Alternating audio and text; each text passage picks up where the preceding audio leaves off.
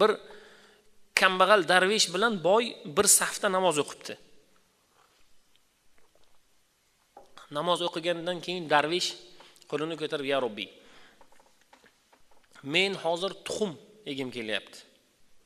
Tuxumdan keyin falondaqa meva yegim kelyapti. Mana bu mevani yegandan keyin falondaqa non yegim kelyapti." Ya'ni aytibdi, "Shu bu narsalar yegim kelyapti" desa, boy nima dermish yonidagi, ichida? Menga tekkizib, meni boyligimni bilib, menga tekkizib bu gaplarni aytayapti bu. O'zimga kelib to'g'ridan to'g'ri so'rasa, men ku berardim uni. Men berardim uni. Menga duo sifatida, ya'ni Allohga aytayotgandek qilib menga tekkizib gapirayotganligi uchun men bermayman dedi. Boy safda turdi, darvish turdida masjidning orqarog'iga borib o'tirdi. Bir mahal bir odam katta savat ko'tarib keldida uni o'sha darvishning oldiga qo'ydi. Mana dedi sizga taom. Sizni yeng dedi buni. Siz yeganingizdan keyin ortsa, ortig'ini olib ketaman dedi. Darvish shunday dasturxonni ochganda aytgan narsalar, non falondaqa, meva falondaqa, tuxum, bu narsalar bor. Boy qarab turyapti endi ko'zini qiri bilan. O'sha narsalarni yedi. Bo'ldi, to'ydim dedi. "Men buni olib ket" dedi unga. Bo'ldi, olib ketdi u. Qo'liga savatni ko'tardi-da, yo'lini davom etdi u yigit. Boy o'rnidan turib yugurib o'sha yigitni qo'lidan olib, "Birodar, o'zi sen kimsan? Nega bunday qilding? Men savatdagi narsalaringni qarayapman. Darvish qanday duo qilib so'ragan bo'lsa, xuddi shu narsalar. Tuxumdan keyin non falon joyniki, undan keyin falondaqa mevadan keyin falondaqa shirinlik, xuddi shu. Undan boshqa narsa yo'q senda. Darvish aytgan narsalar. Duo qilyapti, duosida qanaqa? Endi eshittirib qilgan-ku. Boy eshitgan. Qanaqangi holat bo'lsa o'sha. "Sen kimsan?" dedi yigitga. Yigit aytdi, "Men hech kimman. Men o'zi bir kambag'al yigitman. Men bir joyda bugun kecha bir boyni xonadonida ishlagandim. Ish haqqim o'zi 10 tanga bo'lardi. Meni yaxshi ishlading deb boy menga 100 tanga berdi. Qolgani ehson" dedi. 100 tangani olib keldim, kechqurun edi u. Uyga yotdim. Ya'ni meni maqsadim ertalab turib bozor qilaman uyga. Bozor o'char qilaman uyimga. Uxlasam uyquyimda payg'ambar sollallohu alayhi va sallam aytayaptilar, "Tuxum bu narsalar olasan. Olganingdan keyin mana shu falon masjiddagi meni bir vali inson bor. Bizga yaqin odam bor. Shunga berasan, u yeydi, to'yganicha yeydi. Undan ortib qolgan taomni uyingga keltirasan, undan ortib qolgan taom kam bo'lsa ham senga yetadi, barakali bo'ladi, farzandlaringdan ortib ham qoladi" dedilar. Men shu ishni qildim. Bu holatni biz ko'rganmiz g'azotlarda. Payg'ambar sollallohu alayhi va sallam g'azotga chiqqandilar. G'azot yakunlanayotgan vaqtda Rasululloh sollallohu alayhi va sallam aytdilar askarlarga, "Nimalaringiz bor?" dedilar. O'zi hech narsa yo'q edi. Keltirdilar 2 ta xurmo, ozgina qotgan non, ozgina sut, ozgina suv. Payg'ambar sollallohu alayhi va sallam Allohdan baraka so'rab duo qildilar. Va askarlar, minglab askarlar bor edi. "Olib ketinglar" dedilar. Askarlar kelib olib ketaverdi. Hamma o'ziga kerakli narsalarni o'sha narsadan olib ketaverdi. Sahobalar nima deydilar? Ortib ham qoldi. Minglab askarlardan ortib ham qoldi. Aslida u taomni bir odam yesa yeb tugatardi, tamom edi u dedilar. Rasululloh baraka so'rab duo qilganlarda butun minglab askarlar yedi, o'zlari ham yedilar, sahobalar ham, atroflaridagi sahobalar ham yedilar va ortib ham qoldi dedilar. Rasululloh aytdilar, "Biz xuddi shunday qilamiz. Sen bor u odamga ber, u yesin, undan ortganini uyingga olib kel, biz duo qilamiz, u o'sha narsa barakali bo'ladi senga." Boyga aytdi shuni. Boy aytdi, "Birodar, sen mana shu savatda qancha sarflagansan, men shuni senga 2 barobarini beraman. Mendan uni pulini ol" dedi. "Savobini menga ber." U yo'q dedi. 10 barobarini beraman. Yo'q dedi. 100 barobarini beraman. Yo'q dedi. 200 barobarini beraman. U dediki, yo'q. Nega desa, payg'ambar sollallohu alayhi va sallam savatni borib ber, u yesin, yeganidan ortig'ini uyingga olib kel, rizqingga baraka bo'ladi bu va erta qiyomatda bizlarni qatorimizda jannatga kirasan, havzu Kavsardan men senga o'zim suv olib beraman dedilar. Men bu narsalarni bu seni pullaringga almashmayman dedi. O'sha sen kambag'al bilan bir safda namoz o'qigan eding, imkoniyat seniki edi, sen qilmading-ku. Men endi nega sotishim kerak bu imkoniyatni dedi. Aslida ham xuddi shunday edi-ku. Boy bilan yonma-yon edi u. Eshitdi nimalar kerak ekanligini. Cho'ntagidan shunday olib bersa bo'lardi-ku. U vali zot edi u. Mana shu holat edi. Bugungi kunda birodar, xuddi mana shunday. Biz dunyoviy tilda mana shu imkoniyatlarni tushuntirdik. Xuddi mana shunday biz bugun mana shu imkoniyatlarimizni qo'ldan boy beryapmiz bugun. Bir yigit aytadi, men oddiy bir sotuvchiman deydi bozorda. Bozorda mendaqa 100 ta sotuvchi bo'lsa, 100 tadan bittasi men deydi. 100 tani qatlami, ya'ni uruyini, mol-u davlati, do'konidagi narsalar, ijtimoiy, siyosiy, moddiy, moliyaviy ahvoli qanday bo'lsa, men o'shanday deydi. Bir kuni do'konda yangi mollar keldi, ertalab saharda turib, o'sha yangi mollarini men rastaga teryapman deydi. Rastalarga teryapman. Eskirog'ini oldinroqqa, yangirog'ini bir chetroqqa, bir tijoratlarga, xaridorlarga bir go'zal ko'rinsin va tijoratim yurishsin. Bugun yangi mollar keldi. Bizdan odamlar ko'proq xarid qilsin degan niyatda men oyoq kiyimlarini rastaga teryapman deydi. Do'konni oynasidan qarasam, do'kondan tashqarida bir yigit, ana boshini ko'ryapman, mana shu joyini ko'ryapman deydi. Do'konning derazasidan oyoq kiyimlarga termulib turibdi. Va men unga qarab, bu yoqqa keling dedim. U yo'q dedi.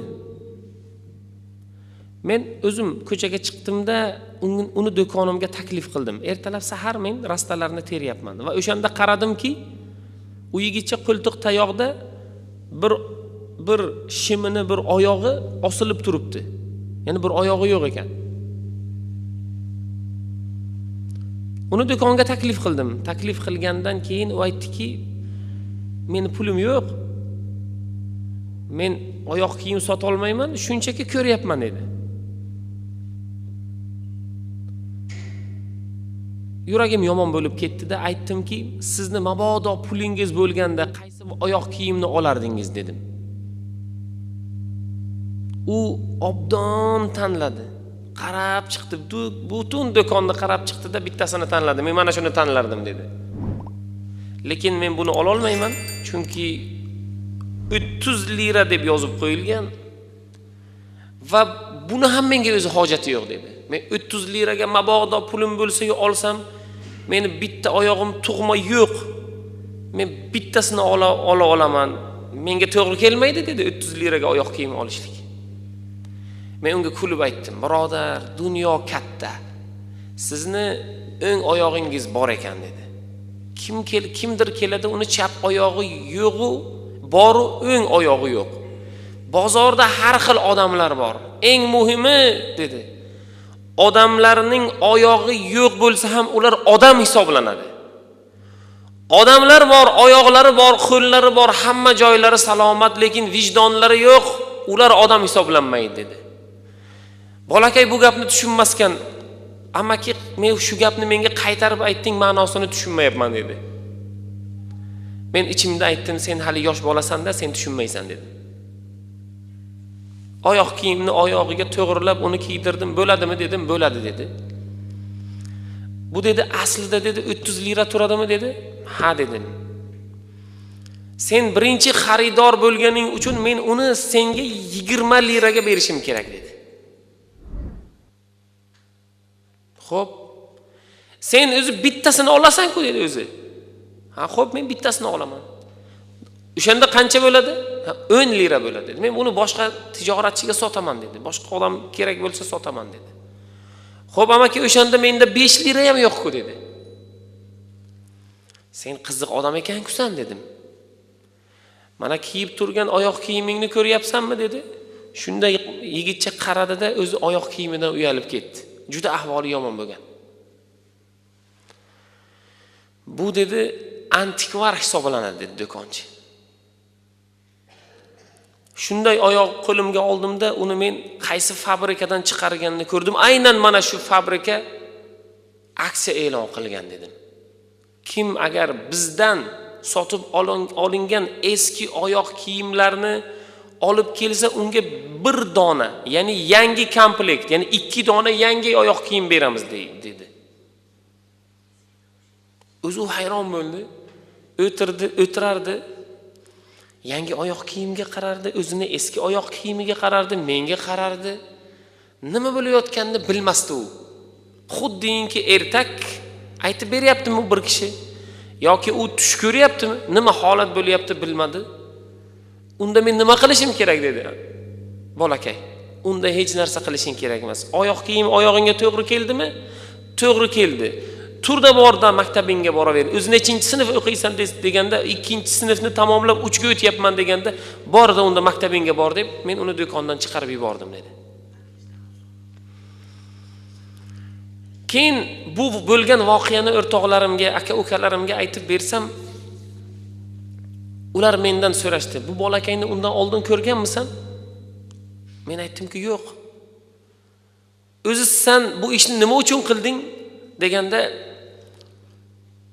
u aytardi, o'zi men nima uchun bu ishni qilganimni ham bilmayman. U bolakayni men tanimayman o'zi. Nimaga bu fikrlar meni xayolimga kelganligini ham bilmayman, lekin bir narsani bilaman. Nimani bilasan? Men o'sha yili, o'sha kunlari bolakayga oyoq kiyim ehson qilishimligimdan oldin bir narsani bilaman. 100 ta do'konchi qanday bo'lsa, men ham shunday edim. 10 so'm puli bo'lsa, meni 10 so'm pulim bor edi. Bitta mashina bo'lsa, meni ham bitta mashinam bor edi. Bitta uyim bo'lgan bo'lsa, meni ham bitta uyim bo'lardi o'sha payt. Demak, do'kondagi tijoratchilarning aksari qanaqangi ijtimoiy ahvolda bo'lgan bo'lsa, meni ham ahvolim shunday edi. Lekin men bir narsani bilaman. Men o'sha 100 tani endi bugungi kunda birinchisiman deydi. Bozorda, ya'ni do'konda, shu mahallada, shu atrofda bugun menga teng keladigani yo'q. Alhamdulillah, Allohning fazli deydi bu. Men o'sha payt bu ishni nima uchun qilayotganimni bilmasdim, lekin men bir narsani bilaman, lekin men bugun Allohning fazli bilan birinchilardan ekanligimni men bilaman deydi. Shuning uchun olimlarimiz aytadilar bugun. Inson bugun qadam qo'yayotganda nima ish qilayotganligini yoki uning maqsadi, mohiyati, holati qay darajada ekanligini bilmasligi mumkin. Lekin Alloh taolo undan keyingi pog'onalar, undan keyingi ne'matlar, undan keyingi yaxshiliklar Alloh taoloning u fazli. Banda o'zi hayron qoladi keyin. Bir yigit o'rtog'i bilan masjidning oldidan o'tib ketayotganda peshin namozini vaqti edi. Taqriban 2. Jamoat peshin namozini o'qib bo'lgan. O'rtog'iga aytdi, ozgina vaqting bo'lsa meni kutib tur. Men shundaygina masjidga kirib tahorat olib peshin namozini o'qib chiqay dedi. O'rtog'i aytdi, men ham kirsam bo'ladimi dedi masjidga. Mayli, bo'ladi dedi. O'rtog'i aytdi, men kirgandan keyin nima deyman masjidga? O'rtog'i namozxon o'rtog'i aytayapti kulib. Aytasan, qo'lingni duoga ochasan-da, ya Robbi deysan, ey Allohim deysan. Men kech keldim, lekin ammo keldim deb aytasan. Meni kechir deb aytasan dedi. Boshqa narsa aytish kerak emasmi dedi. Yo'q, kerak emas dedi bu. Birgalashib kirdilar, tahorat qildilar birga. Tahoratni o'rgatdim deydi. Keyin birgalashib men o'qiydigan bir tomonga o'qsam, u men o'qiydigan tomonga kelmadi-yu, boshqa bir chekkaroqqa ketdi deydi o'rtog'i. Namoz o'qimagan o'rtog'i chekkaroqda namoz o'qishlikni boshladi. Men namozimni o'qidim. Namoz o'qib bo'lganimdan keyin men turdimda o'rtog'imni qidira boshladim. Chunki men 10 rakat namoz o'qidim. Bilamanki o'rtog'im namoz o'qishlikni bilmaydi, u tezroq tugatgan bo'lsa kerak dedim. Ko'chaga chiqdim. Masjidning hovlisida yo'q o'rtog'im. Yana tashqariroqqa chiqdim. Avtoturargohga chiqdim. Mumkin o'rtog'im namozini, ibodatini bitirib avtomashinaga chiqqan bo'lsa kerak dedim. Va avtomashinani oldini va ichini qarasam, o'rtog'im yo'q. Men keyin uning raqamiga telefon qildim. Telefon raqamini ko'tarmaydi. Ikkinchi marotaba terdim. Yuragimda xavotir, bunga nima bo'ldi? Bu yo'q. Chiqib ketdimi? Yoki arazladimi? Yoki men unga noto'g'ri bir gapirdimmi? Nima bo'ldi? degan fikr keldi. Telefon qilaman, telefon raqamimni ko'tarmaydi. Masjidga keldim. Masjid devoriga orqamni berib suyanib bir boshdan o'yladim. Yo'lda kelayotgan edik. Masjidni oldidan o'tdik. Men o'rtog'imga aytdim. Namoz o'qishlik uchun vaqting bormi dedim. Meni kutasanmi dedim. U ha dedi. Meni vaqtim bemalol dedi. Keyin u yana aytdi. Men ham kirsam bo'ladimi dedi. Men bir boshdan o'ylayapman. Qayerga men xato qildim yoki ranjitdimmi, o'rtog'im hozir yo'q. U aytdi, men ham kirsam bo'ladimi dedi. Men unga hazillashib aytdim, kirsam nima deyman dedi. Men aytdim, ey Alloh, aytasan, meni kechir. Men keldim, ammo kech bo'lsa-da ham keldim deysan, dedim. Boshqa gap gapirmadim. Birga tahorat qildik. Men uchetda o'qidim, u uchetga bordi. Xo'p, endi uchetni ham bir qarab ko'ray dedi-da, o'rnidan turdi-da, o'rtog'ini masjidning chekkasidan qidirishni boshladi. Va o'rtog'imni topdim dedi men. O'rtog'im bir qo'lida duo qilyapti, ikkinchi qo'li bilan og'zini yopgan. Yig'layapti. Men unga xalaqit bermay dedim. Uni ozor bermay dedim. Orqada turdim va uni kutdim dedi men. U shivirlayotgan edi. Nimani?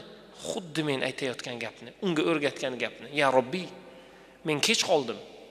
Lekin kech qolgan bo'lsam ham men keldim. Meni kechir deyotgan edi. Faqat shu gapni aytayotgan edi. Va ko'zlaridan shashqator yoshlar oqayotgan edi.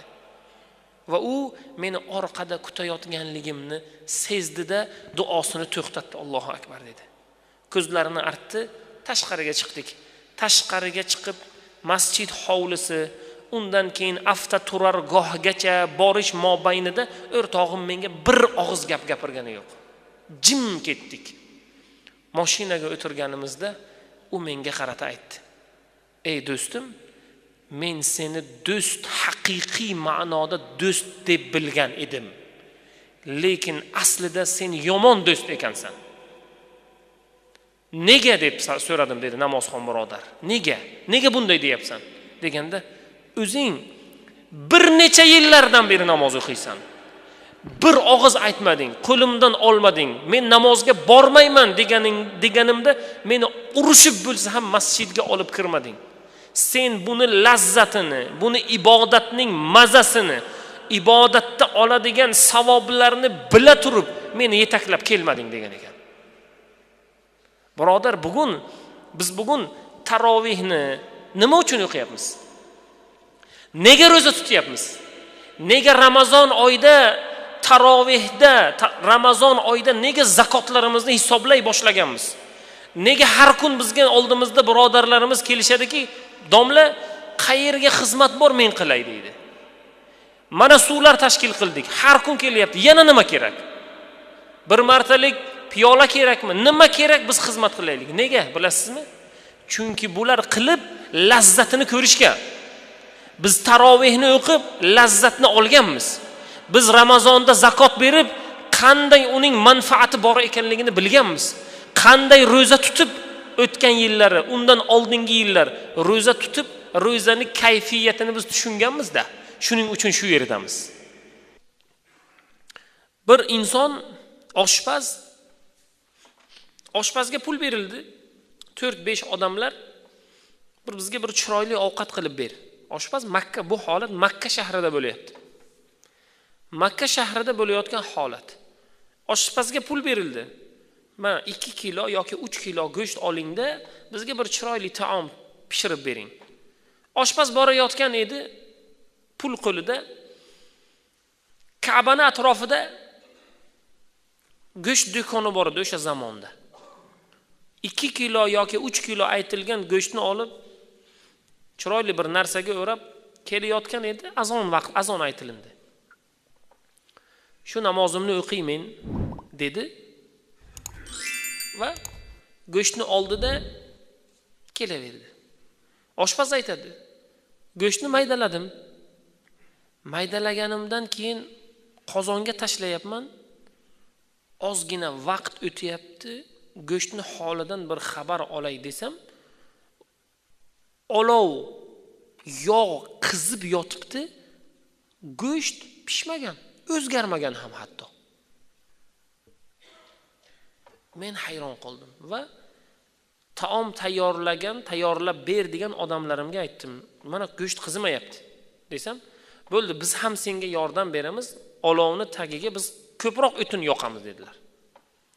O'tinni ko'proq yoqishdi.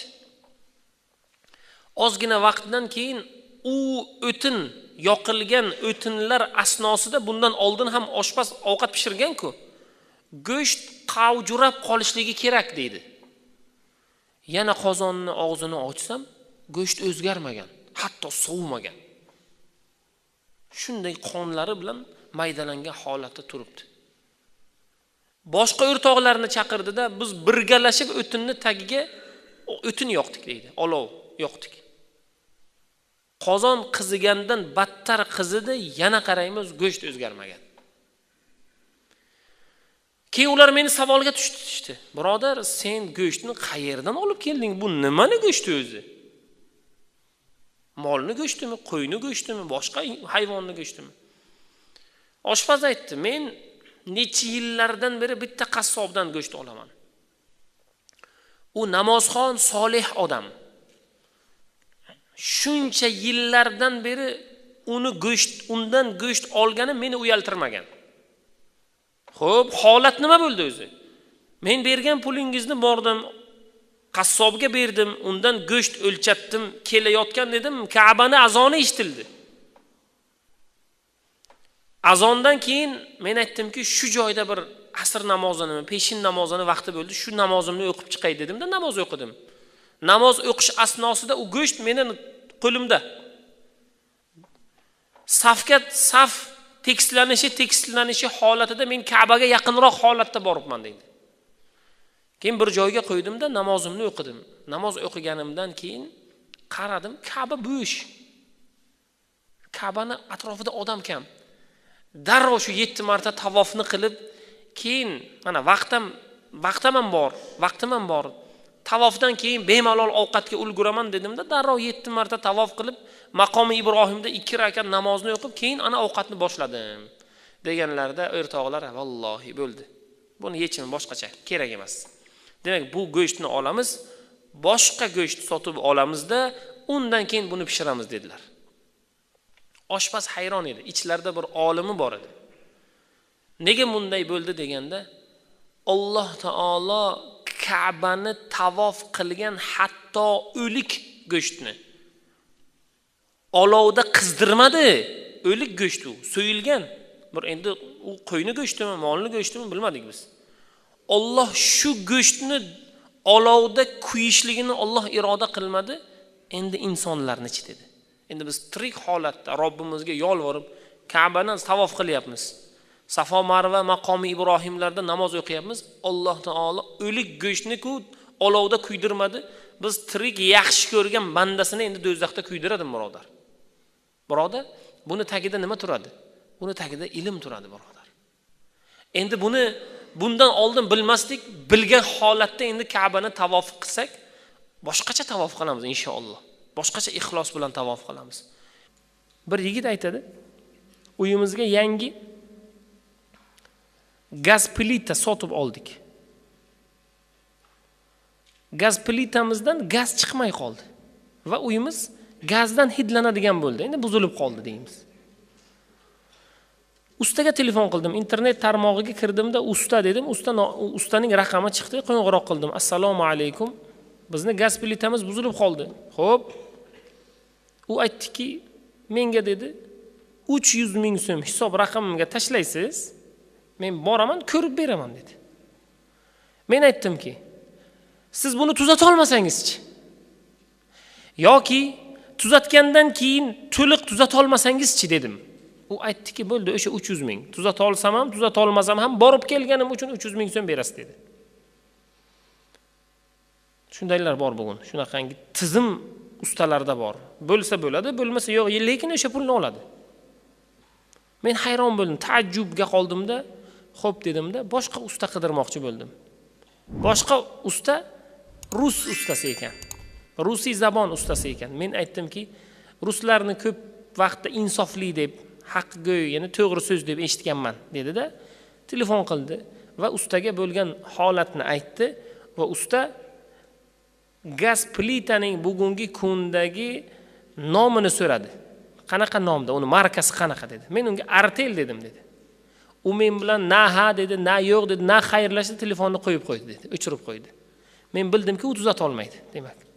U oldingi gaz plitalarini ustasi bo'lishligi mumkin, yangicha bugungi kundagi yangi va zamonaviysini tushunmaydi deb o'yladim dedi. Va usta topa olmadim, pastga tushdim. Pastda salqinda turgan otaxonga bo'lgan voqeani aytib bersam, u kishi aytdi. Meni bir o'rtog'im bor, lekin uzoqroqda turadi, mahallani boshida turadi. Hamma narsani tuzatadi u. O'shanga borib kelamizmi dedi. Men otaxonga aytdim, yo'l uzoq. Undan ko'ra sizni nomingizdan boramanda o'sha otaxonni amakini chaqirib kelaman. Birga sinfdosh o'rtog'im dedi u. Men bordim.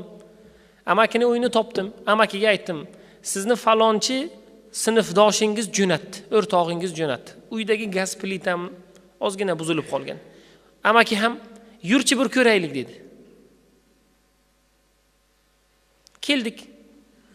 Taqriban 20 daqiqada tuzatib berdilar dedi. Tuzatib berdilar. Tuzatib berganlarda men juda xursand bo'ldim. Na hidi bor, gaz hidi bor.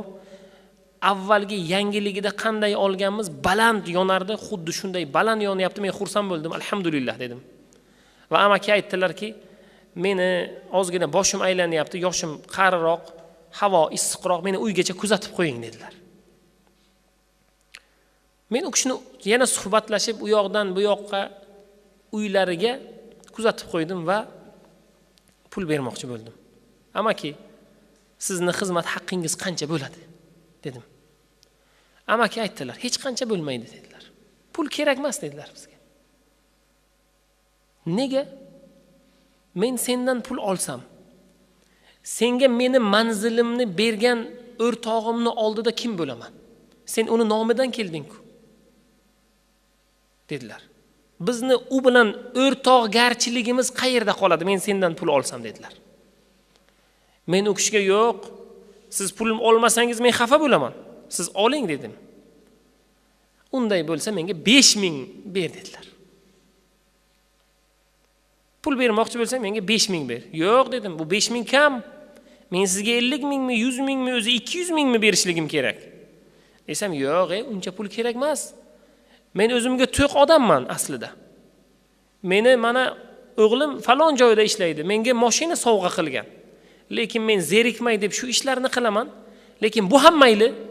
Lekin sendan pul olsam, o'rtog'imni oldida menga noqulay bo'ladi. Insof qayerda qoladi keyin dedilar.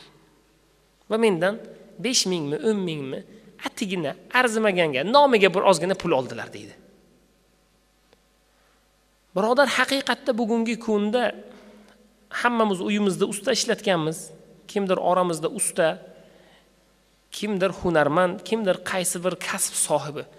Birodar, bugun o'zimizga ko'p ham bino qo'ymaylik. Musulmonlarga aziyat berib. Bugungi kunda bir ish qo'limizdan keladi. Birodar, sizni qo'lingizdan kelgan ish boshqani ham qo'ldan keladi, birodar. Birodar, bugungi kunda mayli o'sha bizni o'zi haqqimiz, bizni bugun qiladigan ishimiz 100 ming so'mga javob beradi, masalan. Biroda, birov 10 ming beradigan bo'lsa ham uni qaytarmang. Uni holatini tushuning, insof qiling, birodar. Payg'ambar sollallohu alayhi va sallam aytganlaridek, o'sha berayotgan 10 mingga baraka bordir, birodar. Bugungi kunda o'zimizga buncha katta baho berib qo'ydik bugun. Kibrga berib qo'ydik, kibrga. Birodar, insof qayerda qoldi? Musulmonchilik qayerda qoldi? Mu'minchilik qayerda qoldi? Birodar, duo qayerda qoldi, birodar? Duo qiling deng, o'sha ish qilib bering, duo qiling deng. Pul olmang, birodar. Bir ayolda, bir oilada shunday holat sodir bo'ldi. Qanday holat? Yangi kelinchak kelinni kuyovning otasi, ya'ni qaynonasi bilan bir joyda, ya'ni bir uyda yasholmaydigan holatga kelib qoldi. Bir kun kelin keldi. Qaynonaning dasturxon boshida o'tirgani yoqmadi-da, orqasiga o'girildi va eri aytdiki, "Qayerga boryapsiz?" dedi. "Ovqat yegim kelmayapti" dedi. Nega desa, "Onangizni qo'li kir. Men u kishi bilan bir idishdan, bir dasturxondan ovqat yeya olmayman. Men yemayman undan ko'ra" dedi. Va o'g'il aytdiki, "Sizga onamni biz bir dasturxonga biz bilan o'tirishligi yoqmayaptimi yoki onamni biz bilan bir uyda yashashingiz kelmayaptimi?" dedi. Kelin aytdi. "Siz ham sezibsiz-da" dedi eriga. "Men" dedi, "aslida u dasturxon bir bahona. Meni onangiz bilan bir uyda yashagim kelmayapti. Alohida turaylik" dedi biz. Alohida yashaylik, o'zimizga xon, o'zimizga bek, ikkovimiz gapimiz bir joydan chiqib bir kelishib yashaylik dedi. Hali ro'zg'orimizga onangiz qo'yishladi. Biz A desak, onangiz B deydi. Bugun falon joy boramiz desak, onangiz aytadiki, "Bugun men uyga mehmon chaqirib qo'yganman" deydi. Bizni mehmonimiz kelganda onangiz eski kiyimlari, kir qo'llari bilan dasturxonga keladi, biz xijolat bo'lamiz. Shuning uchun alohida turaylik dedi. Unda yigit aytdi, "Bizga ma'qul. Sizni gapingiz bizga ma'qul. Biz alohida turib nima qilamiz? Endi boshqa uyimiz yo'q-ku" dedi bizni. "Men onamga bitta o'g'il bo'lsam, onam kim bilan turadi deganda, bir yo'lini qilarmiz" dedi. "Men sizni tushundim" dedi erkak ayoliga. "Men seni tushundim" dedi. "Onamni undan ko'ra qariyalar uyi, mehribonlik uyiga topshiraylik. Har zamonda borib issiq sovuqlardan xabar olib kelamiz. Unda uy ham o'zimizda qoladi. Xohlasak yashaymiz, xohlasak mehmondorchilik qilamiz, xohlasak biz demak ikkovimizni aytgan gapimiz gap." Shunda "Nima dedingiz?" deganda, ayoli juda xursand bo'ldi. "Siz bilan bir yostiqqa bosh qo'yganmiz. Erkak va ayol bir-birini tushunadi degan gapga ishonmasdim. Siz meni tushunyapsiz. Tobora juda men aytmasamda juda go'zal tushunyapsiz. Men xursand bo'ldim shu ishga" dedi. Keyin erkak yana gap boshladi. "Ertaga peshin vaqtida, ya'ni obedga otangiz meni chaqirgan ekanlar, yolg'iz gaplashib olmoqchi ekanlar. Nima masalada?" dedi. Shu masalada o'zi. Mana hozir gaplashib olgan masalalarimizda yana borganingizdan keyin eshitasiz dedi. Xo'p dedik. Ertani kutdik, ovqatlanmadi. Onam aytdilar, "Bolam, nega seni ayoling, kelin biz bilan ovqatlanmadi? Men mazasi yo'q ekan deb qo'ydim" dedi. Chunki ayolim xonasiga kirib ketdi. "Yotaman, ovqatlanmayman" dedi. Onam o'rinlaridan turdilar. "Doktor chaqiraylik, mazasi bo'lmasa. Sen meni oldimda nega ovqatlanib turibsan? Kelinni oldiga bor, biron narsa yegisi kelayotgan bo'lsa o'shani olib ber. Yana biror bir ovqat yegisi kelsa men unga tayyorlab beray. Kasal odamga qarash kerak" deyaptilar onam. Onamga aytdim, "Unchalik darajada emas. O'zi charchagan, bir yotib tursa o'ziga keladi" dedim. Ovqatlandik ikkovimiz. Va onamga men aytdim, "Ona, ertaga peshin vaqtida, obed vaqtida tayyorlanib turing, bir joyga boramiz. Lekin o'sha joyga borganimiz uchun meni siz urushmaysiz. Va siz ortiqcha gap gapirmaysiz. Iltimos qilaman shuni" dedi. Onam xo'p dedilar. Peshin vaqtida yasanib, endi o'zlarini boricha kiyinib turgandilar. Va men ayolim bilan mashinaga onam bilan birga chiqqanimizda ayolim menga pichirlab qo'ydi. Endi otamnikiga boryapmiz. Onangiz nimaga kerak endi dedi. Otam bizni yolg'iz chaqirganlar-ku dedim. Men aytdim. Bir rovga kiramizda, keyin men onamni bir joyga tashlab qo'yaman, keyin qaytib sizlarni oldingizga kelaman deganda ayolim xursand bo'ldi. U o'yladiki, kechangi masalalar bo'ladi bu joyda. Demak, yo'l-yo'lakay onamizni ham olgan, qaynonamni ham olgan dedik. Biz bordik. Qaynotam bilan salom alik qilganda meni yolg'iz xonaga chaqirdi. Siz bilan gapim bor dedi. Va aytdiki, qizim, bitta qizim, yakka yolg'iz. U erka. Uni biz ko'z qorachig'imizdek asrab katta qilganmiz. Lekin u sizni onangiz bilan birga yashamoqchi emas ekan. Bugungi kunda onangiz qo'pol qilib aytganda eski zamonning odami, bizni qizimiz yangi zamonning odami, bir-birlari bilan gaplari bir joydan chiqmayapti. Nima dedim deydi men.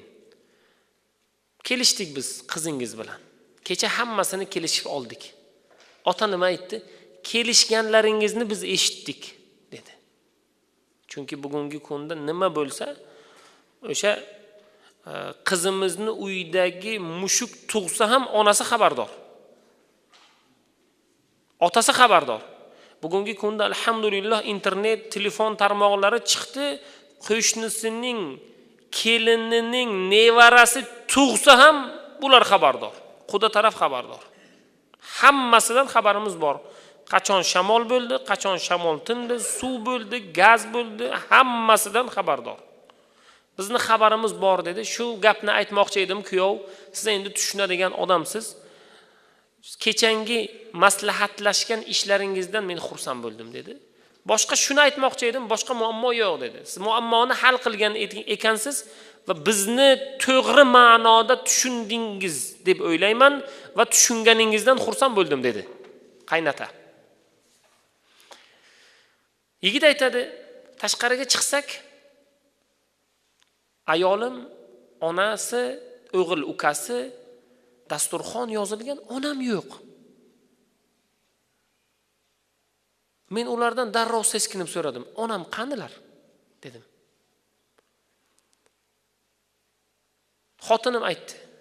U kishiga alohida xonaga joy tayyorladik, u xonada ovqatlanyaptilar dedi.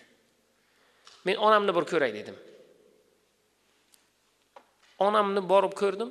Haqiqatda xonada alohida o'zlari ovqat oldida hali qo'llarini ovqatga uzatmasdan turibdilar dedimda, ko'rdim.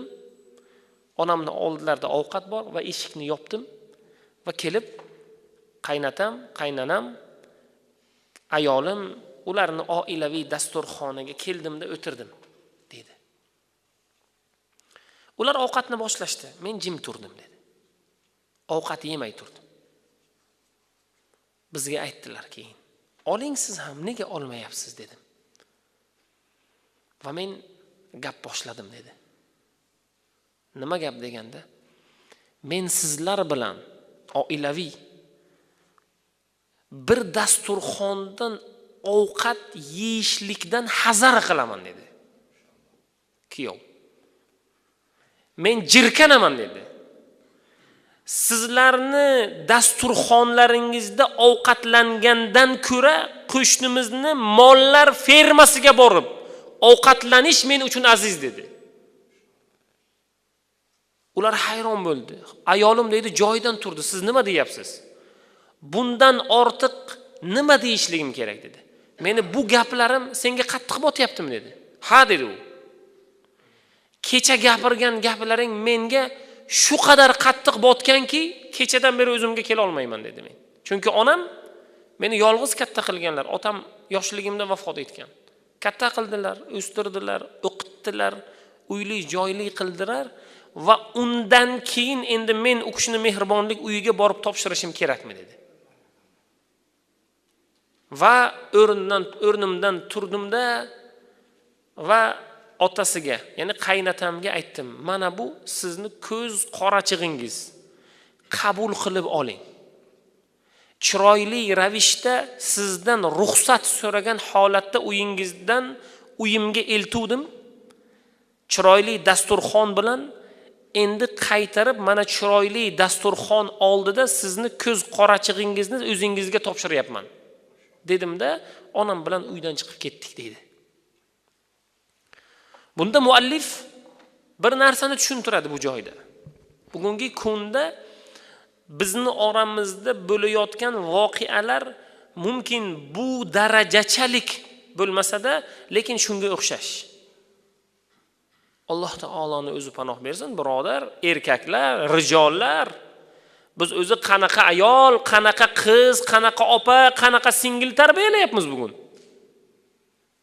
Bugun qizlarimiz aytayapti, bizga individual, alohida biz o'zimiz egalik qiladigan sharoit yaratib bering deyapti. Ikkinchisi taklif bilan kelyapti. Bizni ro'zg'orimizni alohida qiling. Bir darvozadan chiqadi, bir darvozadan kiradi. Opa singil ota-ona alohida ovqat pishiradi, birodar.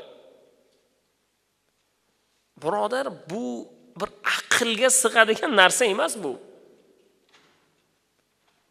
3 boyvachcha o'rtoqlar baliq oviga chiqishgan ekan. Baliq oviga chiqishlikdan oldin tayyorgarlik ko'ribdilar. Qanaqangi aynan baliq oviga boradigan mashina, g'ildiraklari katta, jipga o'xshaydigan. Qimmat qarmoqlar, maxsus taomlar va 2-3 kun safar uchun konservalar, ovqatlar, uni pishiradigan, qovuradigan, dudlaydigan apparatlar olishibdi. Nima? Biz baliq oviga boramiz dedi. Baliq oviga borishibdi. Uzoqdagi bir ko'lni tanlashgan ekan. Baliq oviga borgandan keyin ular 3 ovlari 3 ta qimmat yeguliklar bilan qarmoqni tashlashibdi. Orqaga kelib pishirilgan, keltirilgan go'shtlarni qovurib, konservalarni olib bemalol ovqatlanishni boshlagan ekan. Qarmoqdan darak yo'q. Qarmoqqa baliq ilinmaydi. Ular ovqatlanib bo'lishgandan keyin 1 soat damlarni olgandan keyin ham o'rinlaridan turib aytgan ekan, bu menimcha bu ko'lda baliq yo'q. Endi ketamiz deb turgan vaqtlarda bir otaxon kelibdi.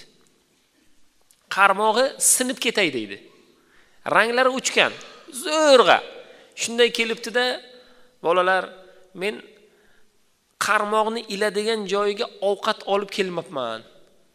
Qarmoqqa iladigan ovqatlaringiz bo'lsa bir beringlar degan ekanda, ular qimmat baliq ilinadigan ovqatlardan bitta bergan ekanlar. Bergandan keyin shunday tavakkal tashlasa 5-10 daqiqada bir baliq tushibdi. Shunday tortib olsa kattaroq 3 kilogramlik baliq. Shunday turini qo'ltig'ini tagiga qo'yib, baliqni olib bolalarga rahmat deb ketgan ekan bu. Bolalar asabiy. Bizdan-ku baliq ovqati oldi. To'riku sinib ketay deydi u qarmog'i. Do'kondagi eng arzon to'rga o'xshaydi bu. Qarmoqqa o'xshaydi. Biznikiga nega tushmayapti? deb yana kutgan ekan. Kechqurun o'sha joyda yotib uydan olib kelgan ovqatlarni yeb, 2 ko'zlari qarmoqda. Bu kunisi yana peshin namozidan keyin otaxon kelibdilarda, yana so'rabdilar. Sizlar borligingizni men biluvdim, yana menga endi ovqat berib turasizlar dedilar u kishi. Xo'p dedik, dedi. Bizga qiziq otaxonning ishlari.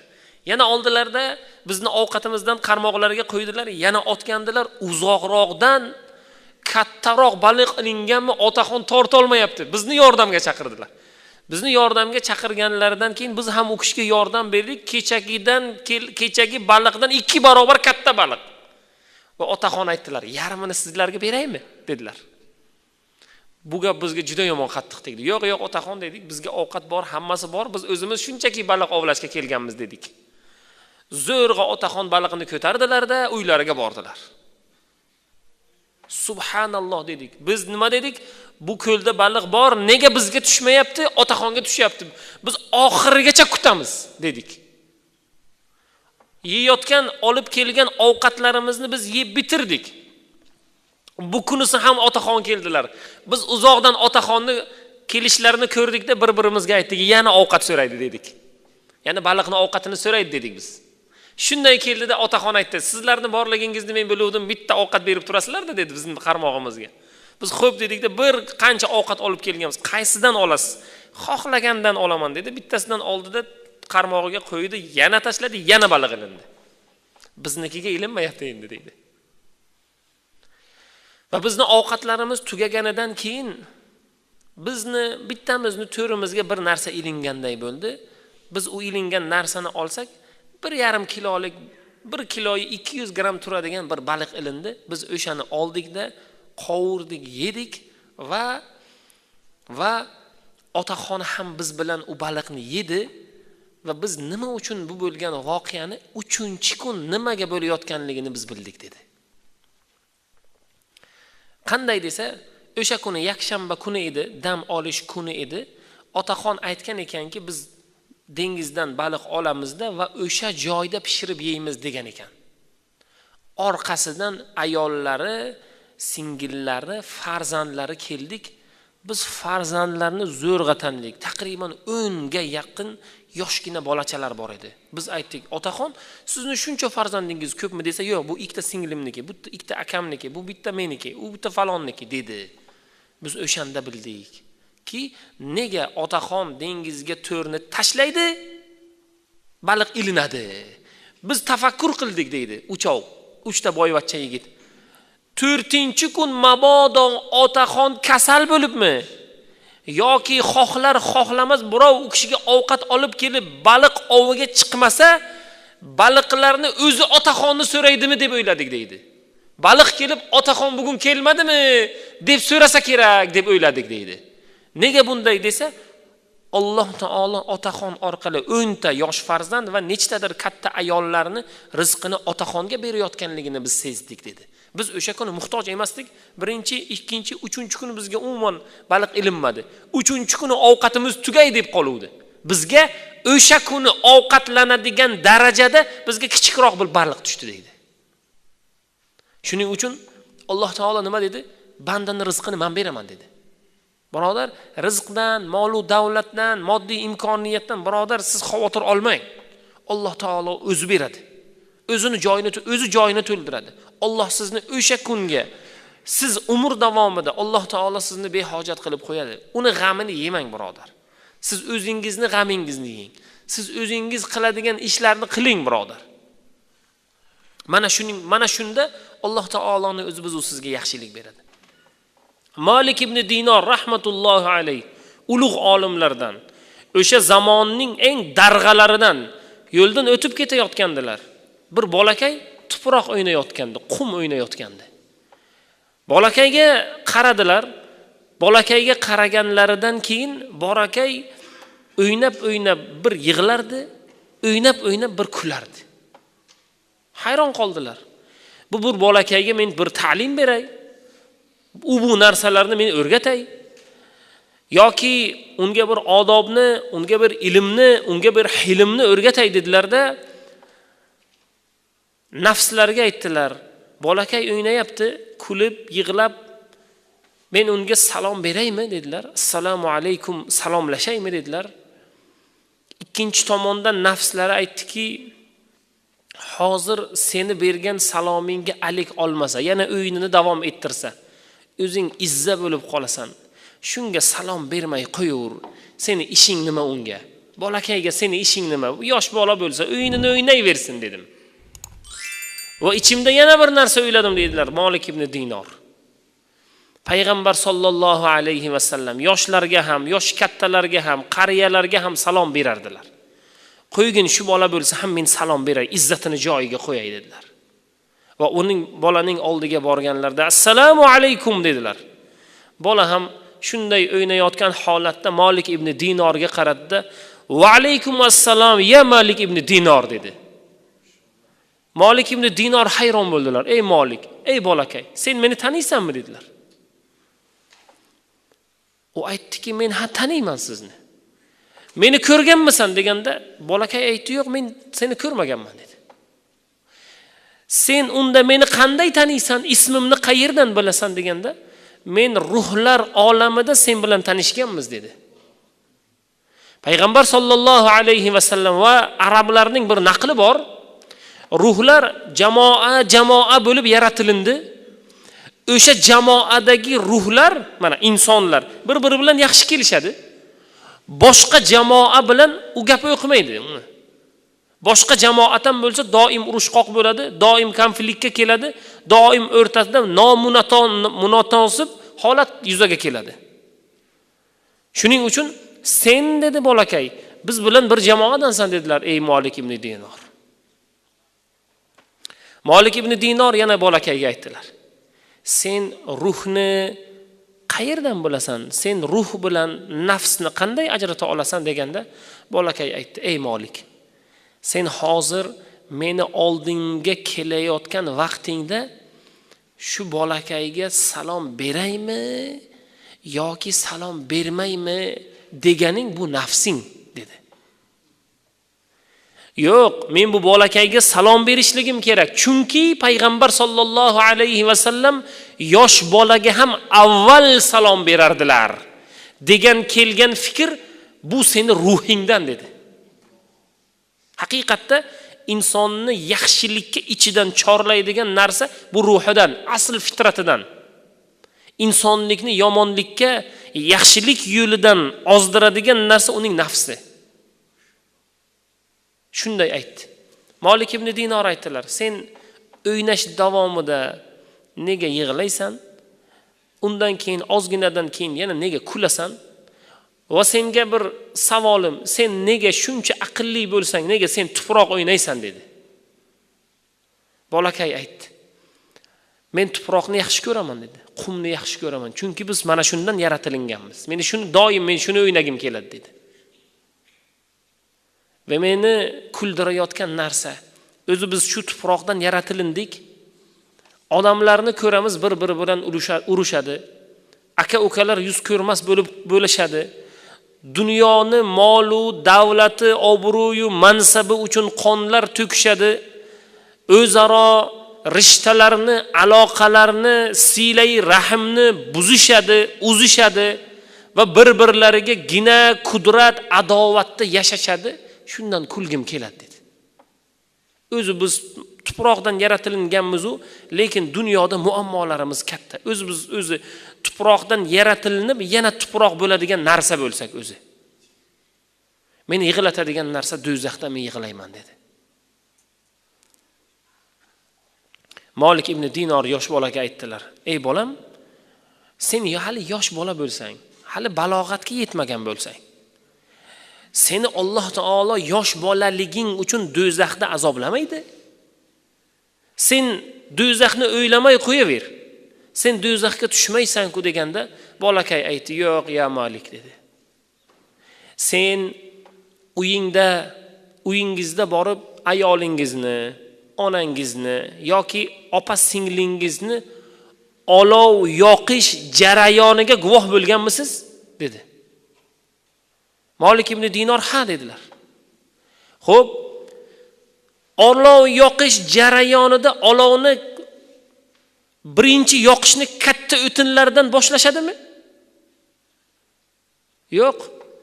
Avval mayda o'tinlarni yoqishadi. Undan keyin ustiga katta o'tinlarni qo'yishadi. Men shundan xavotirdaman dedi. Alloh taolo ham meni yoshligimda jonimni olib qo'ysa, bizlar mana shu katta o'tinlarni, nima deyapti Alloh taolo Qur'oni Karimda? Shunday jahannamki, uning yoqilg'isi odamlar. Unda o'tin yoqilmaydi. Unda odamlar yoqilinadi. Odamlar yoqilinib, boshqa odamlar unga kuydiriladi, qizdiriladi.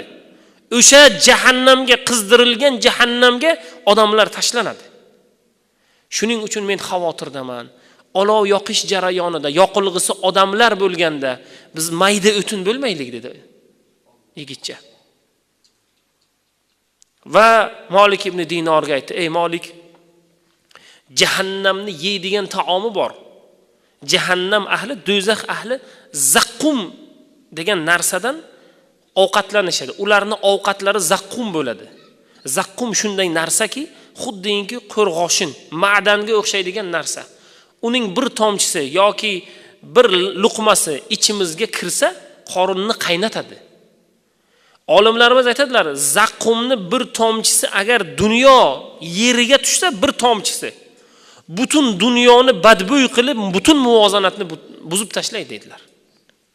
Qiyomatda odamlarni, do'zaxga tushgan odamlarni yoqilg'isi va ularni yeydigan narsasi zaqqum bo'ladi. Mana shundan men xavotirdaman dedilar. Shunda Malik ibn Dinor aytgan ekanlar. Biz o'zi ta'lim beramiz deb gapni boshladik-ku, o'zimiz anchagina ta'lim olib oldik dedilar. Mana shu narsalar jahannamdan xalos bo'lishlik, Allohning rahmatiga sazovor bo'lishlik, Alloh bizni sizni mana shunday do'zaxiylar qatorida yozgan bo'lsak, mabodo qaysi birimiz mana shu Ramazon oyida mana shundan xalos bo'lish oyida turibmiz. Zamonasida uyda ota bola suhbatlashib o'tirganda to'satdan deydi o'g'il, uyimizning eshigi qattiq zarbalar bilan urila boshladi. Men eshikni ochdim. Shunday bir odam men bilan salom alayk qilmasdan shunday otamni oldiga keldida, "Ey" dedi, "sen qarzingni qachon to'laysan?" dedi. Otam meni oldimda juda xijolat bo'ldilar. Keyin men suhbatga qo'shildim. Otamning qarzlari o'zi qancha dedim. Turkiyada bo'layotgan holat. 50 ming. Ularning pullarida endi riyol bo'ladimi, qanaqangidir pul tele bo'ladimi, qanaqangidir pul holatda 50 ming dedi. Yigit aytadi, "Men uylanish arafasidaman, to'yim uchun 15 ming o'zi jamlab yuribman. Oylik maoshlarimdan saqlab, ro'zg'ordan orttirib 15 ming saqlab qo'yganman. Men hozir" dedim.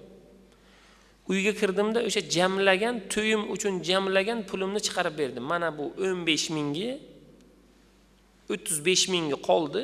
Men sizga yaqin muddatda uni uzaman dedim.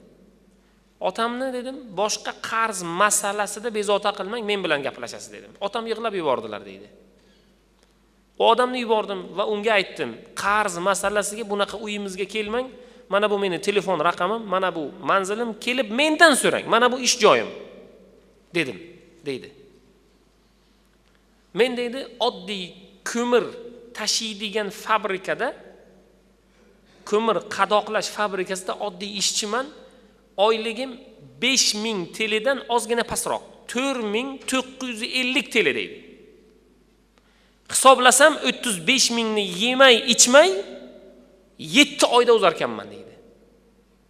Va undan ham ozgina qaytimlari qolar ekan, 7 oydan ozgina oshiqroq deydi. Men aytdimki, men oyligim shuncha, mana shuncha vaqt yemaymiz, ichmaymiz, sizni qarzingizni to'laymiz, faqat qarz masalasida menga murojaat qilasiz dedi. Qaytdim, otam yig'layaptilar va otamga aytdimki, uylanish bo'lsa qochib ketmas, to'y bo'lmoqchi bo'lsa, keyinroq 1 yil keyin, 6 oy keyin, 7 oy keyin Alloh fazl bersin. Alloh yaxshilik bersin. Siz duo qiling, ishlarimiz yaxshi bo'lsin dedi. Otam meni duo qildilar deydi yigit. Men o'sha kuni bir tomondan xafa bo'laman. To'y kunim yaqin bo'lishligi kerak. Uylanish uchun pul yig'ganman. Pulim ketganligidan ozgina xafaman deydi. Lekin otamni qarzini to'lashlik baxti menga nasib qilganligi va otamni meni yig'lab duo qilganlardan men xursandman deydi. Subhanalloh deyapman. Bir tomondan na xafa bo'lishim, na xursand bo'lishligimni bilaman. Odatdagidek 2-3 kun ishga qatnayapmiz. Holat shu. Har otam meni ko'rganlarda meni haqqimga duo qiladilar deydi. 3-kun edimi, 4-kun edimi, o'rtoqlarim meni ko'rishga kelishdi dedi. O'rtoqlarim men bilan suhbatlashdi, birga choy ichdik va aytdiki, bir qo'shnimiz bor, juda boy odam. Uni o'g'li yo'q, lekin katta shirkatlari bor. U ishonchli, omonatdor bir odam qidiryapti. O'rtoqlarim aytayapti, men falon shirkatga yaqinda joylashganman, oyligim yaxshi. Men falon shirkatga yaqinda joylashganman. O'sha shirkatda 3-4 yildan beri ishlayman. Uni tashlab keta olmayman. Va biz o'ylab, mana shu joyga seni loyiq ko'rishlik uchun seni oldinga keldik deydi. Unda yur dedi, shu odamning oldiga boraylik. Omonatdorlikni qarang. Hozir tushlik vaqti bo'lgan. Men ish kunimni tugataman va ruxsat so'rayman. Qachon menga dam olish kuni berasiz deyman boshliqdan. So'rayman. O'sha dam olish kuniga biz boramiz dedi. Uni oldiga. U boshliqqa kirib aytganda 2 kundan keyin dam olish kuni beraman dedi. O'rtoqlariga aytdi. U odamga aytasizlar, boshlig'im menga 2 kundan keyin dam olish kuni berdi. 2 kundan keyin uni oldiga boramiz. 2 kun bo'ldi, biz uni oldiga bordik. Haqiqatda yaxshi odam ekan dedi. Bo'lgan voqeani aytib berdi. O'rtoqlarim keldi. Men o'sha kuni kelishlik imkoniyatim bor edi, lekin rahbar ruxsat beradimi yoki yo'qmi? Uni oldiga kirdim va 2 kundan keyin dam olish kuni beraman dedi. Va o'sha 2 kun o'tgandan keyin sizni oldingizga kelyapmiz dedi. Bu odam nima dedi? Ertaga borib o'sha shirkatdan bo'shaysan dedi. Ariza yozasan bo'shaysan. Oyliging qancha? 4950 TL dedi. Xo'p, senga dedi, senga. Ish kuningni birinchi kunidan to ishni o'rganasanmi? Unaqa holat yo'q. Birinchi kunidan bir oylik maoshing 15000 TL dedi. Ya'ni 3 barobar, 3 hissa ko'proqqa ishlaydi. Xo'p dedi. Seni shirkat tomonidan yashashga uy, shirkat tomonidan haydashga bir mashina beraman dedi. Seni imkoniyating ozgina pastroq ekanligini o'rtoqlaring menga tushuntirishdi va 6 oylik oyligingni senga oldim beraman dedi. Subhanalloh dedimda, ertasi kun kelib ishdan bo'shab, undan keyingi kun ishxona bilan tanishib, uylarni, mashinalarni qabul qilib 6 oylik oyligimni olganda qarzdorni qarzini berib, undan keyin ortiqcha qolgan pullarni otamga keltirib berdim. Mana to'yga ham yetadigan pul. Biz mabodo kelin bilan yangi uyga ko'chib o'tsak, o'shanga sharoit va haydab yurishlik uchun ulov. Va men bugungi kundagi umumiy ma'noni nimaga qaratmoqchimiz? Qarzning ado qilishligiga qo'yilgan qadam bu, birodar. Bu baraka. Chunki payg'ambar sollallohu alayhi va sallam Abu Hurayradan rivoyat qilingan hadisda anna nabiy sollallohu alayhi va sallam qol: "Man akhadha amwalan nas yuridu ada'aha addallohu anhu va man akhadhaha yuridu itlafaha atlafahu Allah." Imom Buxoriy rivoyat qilgan hadisda payg'ambar sollallohu alayhi va sallam nima deyaptilar? Kim odamlarning molini olsa, tijorat molini, pulini, narsasini, biror bir narsasini ishlatishlik uchun qarzga olsa, niyati uni qaytarib berishlik, ya'ni ado qilishlik bo'lsa, addallohu anhu. Alloh uni ado qiladi, birodar. Ya'ni uni ado qilishlikka, uni to'lashlikda, uni barakasini berishlikda qilinayotgan vaqt, xizmat, harakat Alloh taoloning barakasini ostida bo'ladi. Uni ado qilasiz, birodar. Agar siz uni olishlikdan maqsadingiz, birodar, atlafahulloh, bermaslik bo'lsa, Alloh taolo uni talofotga uchratib tashlaydi. Uni na o'zingizga yuqadi u narsa, na o'zingizga nasib qiladi, na uni siz qarzdorga bera bilasiz, birodar. Zamonasida bir ayol buyrak kasalligi bilan xastalanganida doktorlar aytganki, buyrak ikkovi ham qurib qolgan, har 2 kunda yuvish kerak. Donorlik buyrak kerak yoki buyrakni bir-biriga almashtiramiz. Donor topildi. Yoshgina bir qiz, bokira bir qiz. Nima bo'ladi? Buyrak sotiladi. Onaxonni buyraklari unga, bokira qizni buyraklari onaxonga beriladi. Juda katta pulga, ya'ni 3 million qanchaga? Juda katta pul. Onaxon rozi, xursand. Donor ham keltirildi va ikkovlari bir palatada yotqizildi. Yotqizilganida onaxon aytadi, ertalab tursam, oldimda bir qizcha, bokira bir qizcha. Men undan so'radim, "Sen hamshiramisan?" dedim. U yo'q dedi. "Sen doktormisan?" dedim. U yo'q dedi. "Sen supuruvchimisan?" Yo'q. "Sen kimsan?" "Sizga bu yuragini beradigan odamman" dedi.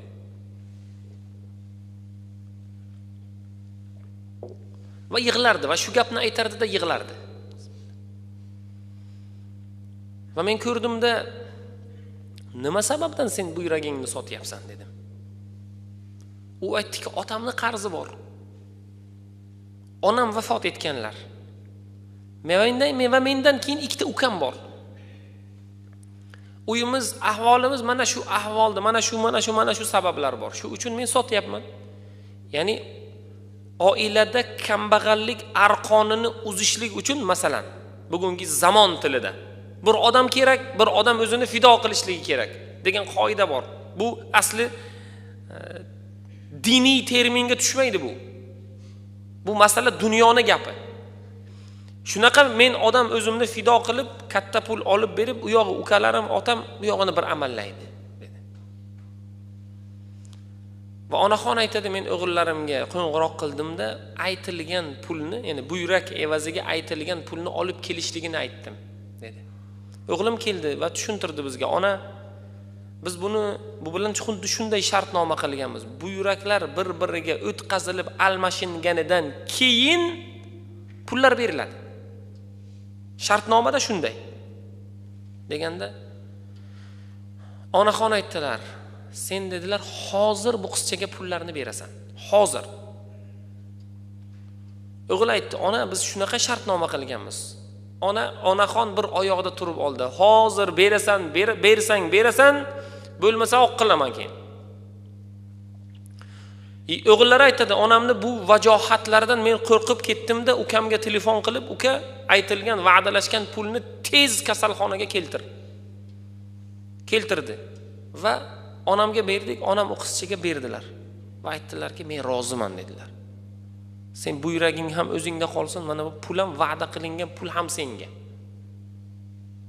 Biz hayron qoldik va onam aytdilarki, o'g'lim, men o'zi qancha umrim bor, har 2 kunda kelib bu yuragimni yuvib ketaveramiz.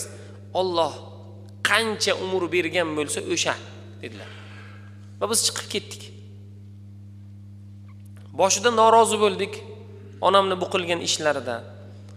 Undan keyin ajablandik. Undan keyin Allohga hamd aytdik. O'zi shunday bo'lishligi kerak dedikda, Allohga tavakkal qildik, yo'limizda davom etdik deydi. Va bu yuraklarni o'sha zahoti yuvdirdik va uyimizga ketdik. Yana 2 kundan keyin bu yurak yuvdirishga kelishligimiz kerak. 2 kun bo'ldi. 2 kundan keyin onam aytdilar, bu yurakni yuvishga ketishimiz kerak, turing dedilar. Men ertalab sahar bomdod namozidan keyin turib, choy ichib, onamni kasalxonaga keltirsam, apparatga qo'yganlaridan keyin doktor aytayapti, yuvishlikni hojati yo'q. Bu yurak o'zini o'zi tiklash funksiyasini boshlab, o'zini o'zi tiklayapti.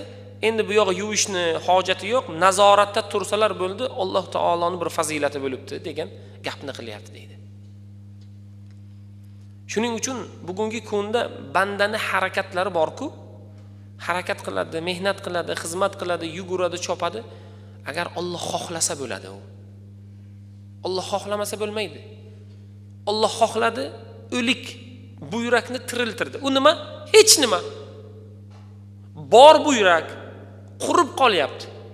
100% emas, 10% ishlayapti bugun. 10%ni, bor narsani, 10% ishlayotgan narsani 100 ga ko'tarish Allohga umuman oson. Chunki insoniyatni yo'qdan Alloh bor qildi-ku.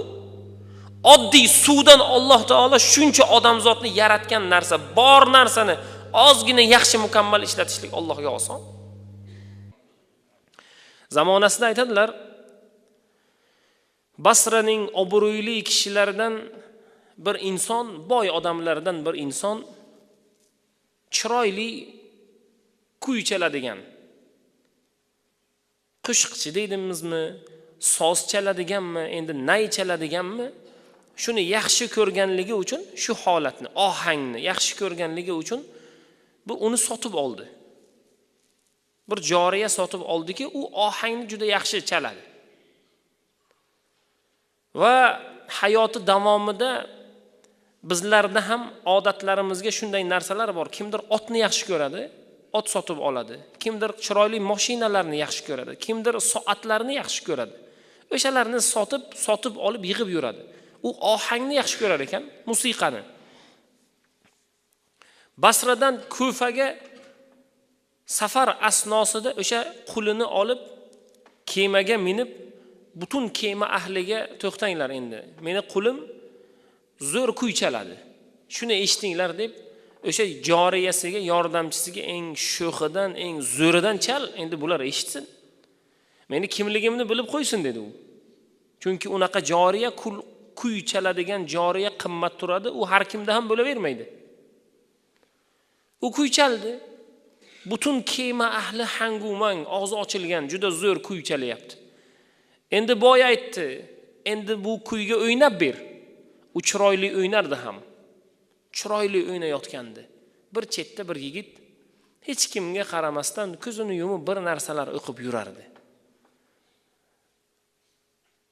Ziyoli puldor joriya sohibi u yigitni oldiga borib, butun hammani qiziqtirayotgan, hammani lol qoldirayotgan narsa seni ajablantirmayaptimi dedi.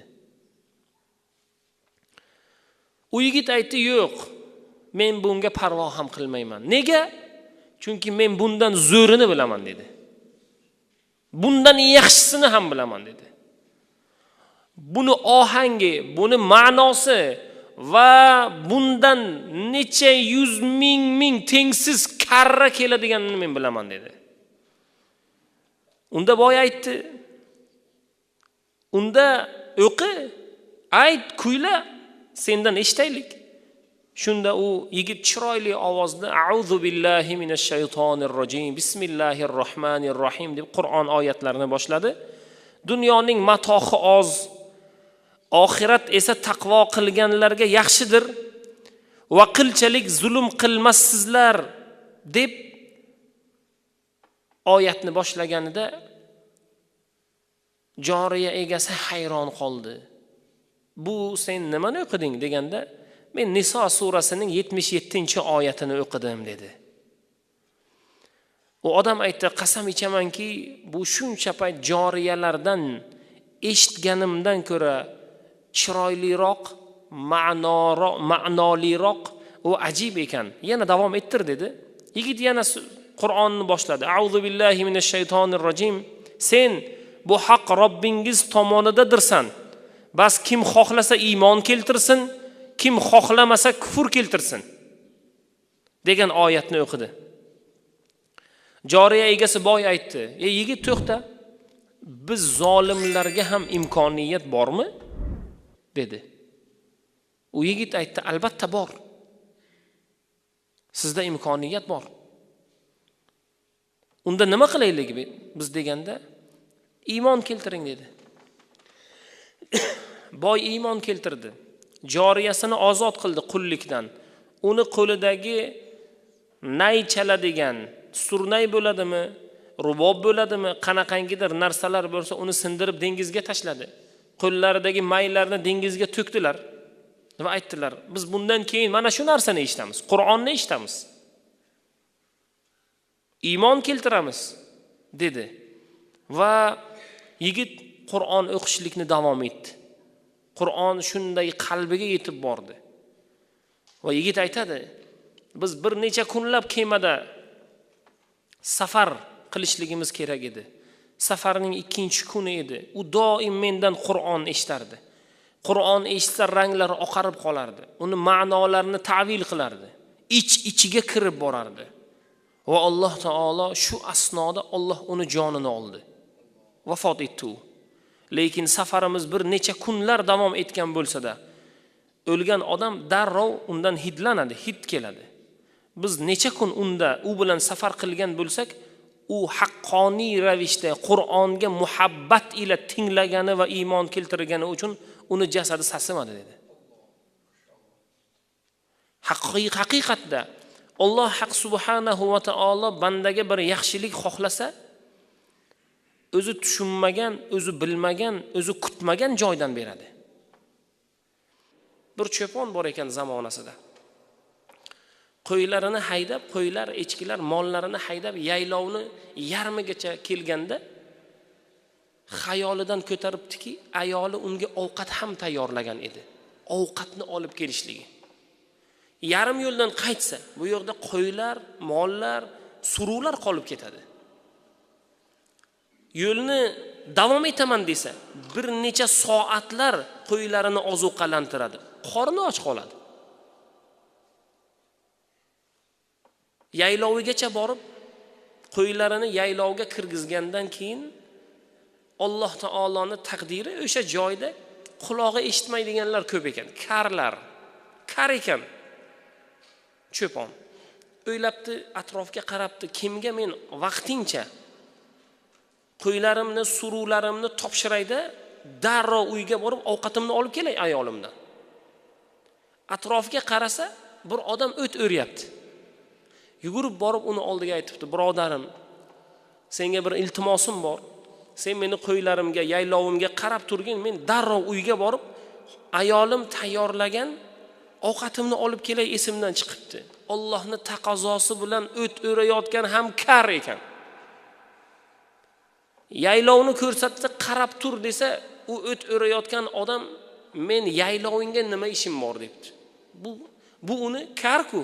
Bo'ldi, men qarab turaman deganda eshitibdi-da, Allohga tavakkal qilib, qaytib uyiga borib ovqatini olib kelsa, qarabdi, hamma qo'ylari, mollari joyida turibdi.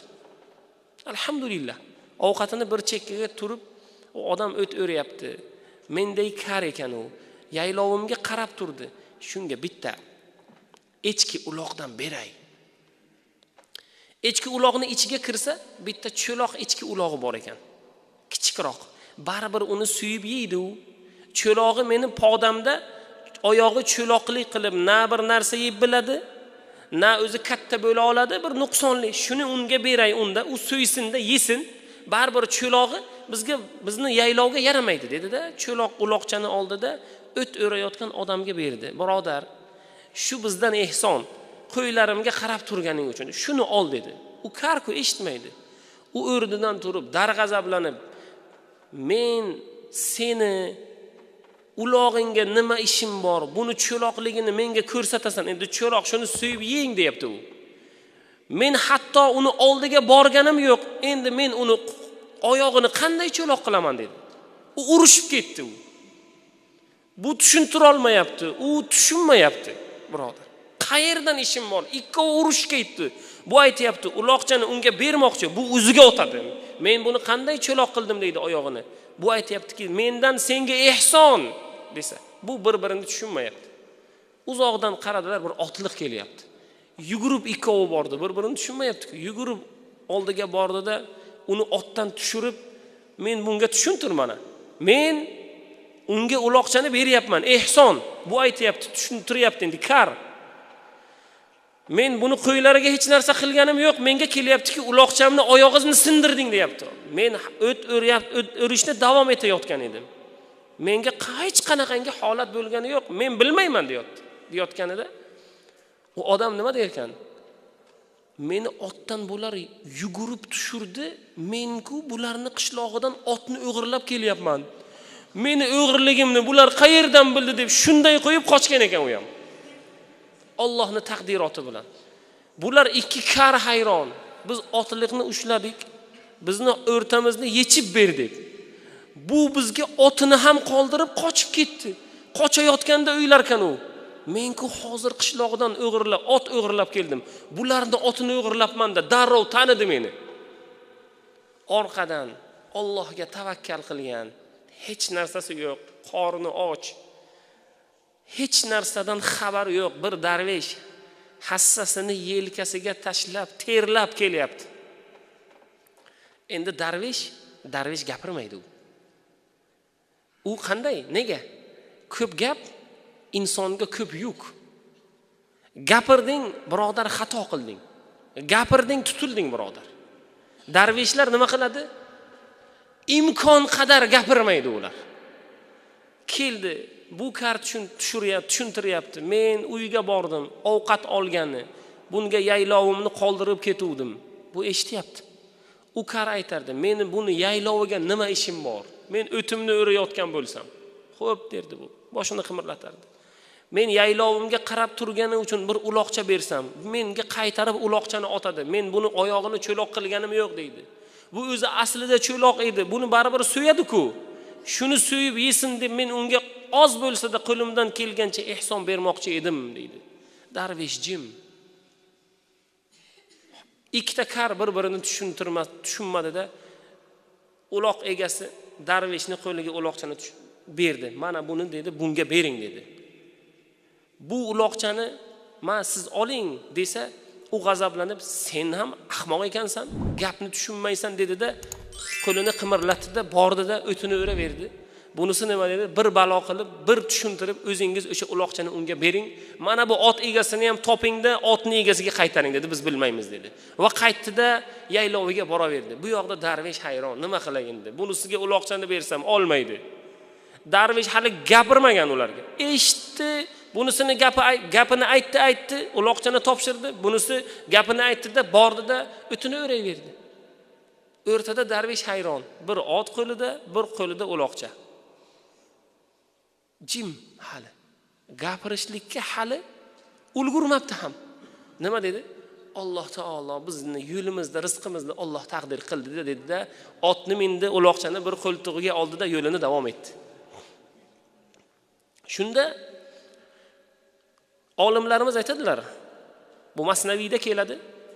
Birodar, birinchi siz gapirishdan oldin tushunishni o'rganing.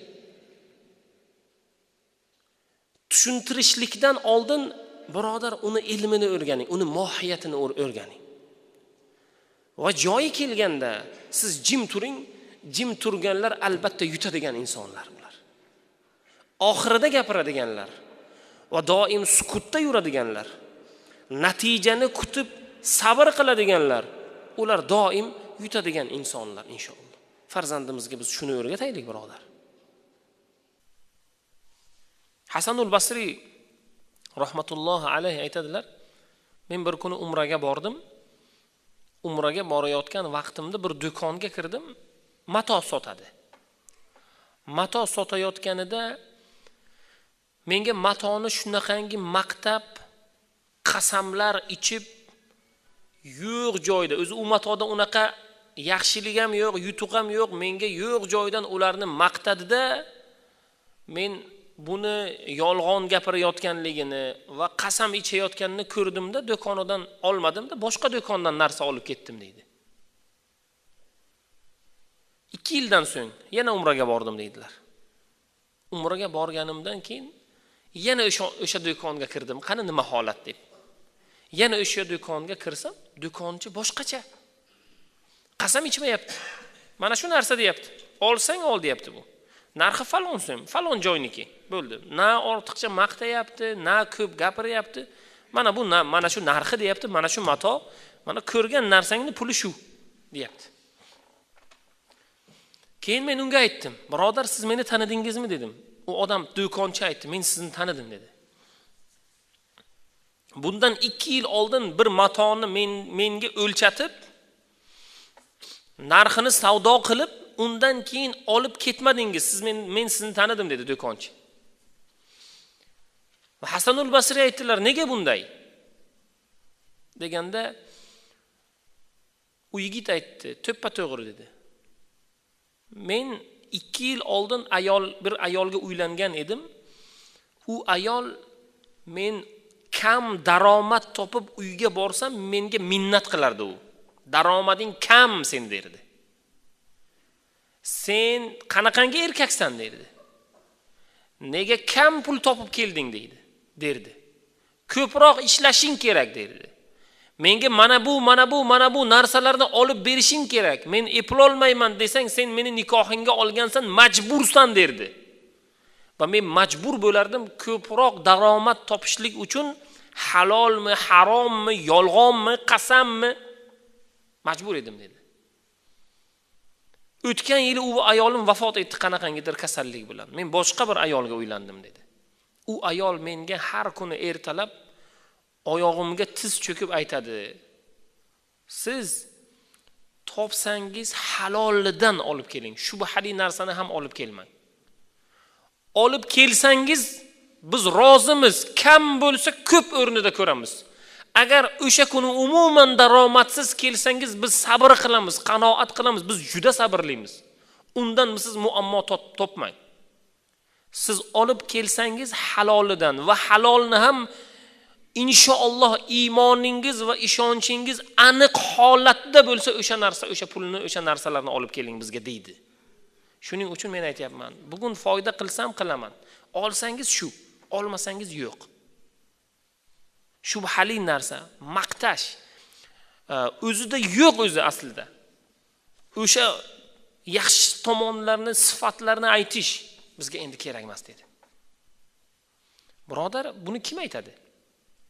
Men o'ylaymanki, ko'pchilik oilalarni bugungi kunda buzilayotganligi, ko'pchilik xonadonlarda kelayotgan noxush holatlar, ko'p oilalarni erkaklarining harom yo'lga kirib qolayotganligining sababi mana shu deb o'ylayman.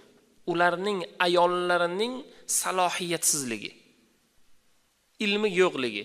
Bunga eng asosiy sabab kim? Siz, biz. Birodar, ayolimizni o'qiting, ayolingizni o'qiting. Ana bu halol, mana bu harom. Bugundan oldingi yillarda ayollarimizni va o'zimizni o'qishligimiz qiyin edi. Bugun birodar, mana katta ummon internet tarmog'i bugun.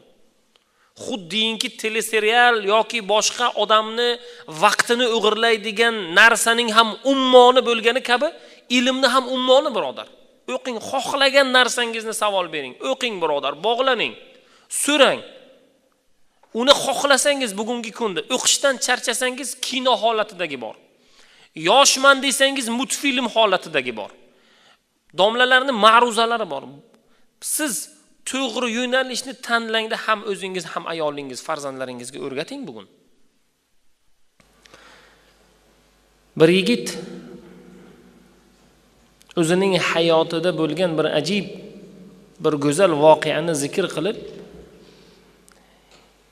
albatta har bir mu'minni dunyoda qilgan yaxshiliklarining qaytishi, dunyoda har bir qilingan yaxshilik egasini ham dunyoda ham oxiratda saodatli qilishligi va bugungi kunda har bir mu'min musulmonni qiladigan ishlari zoyi bo'lmasligi.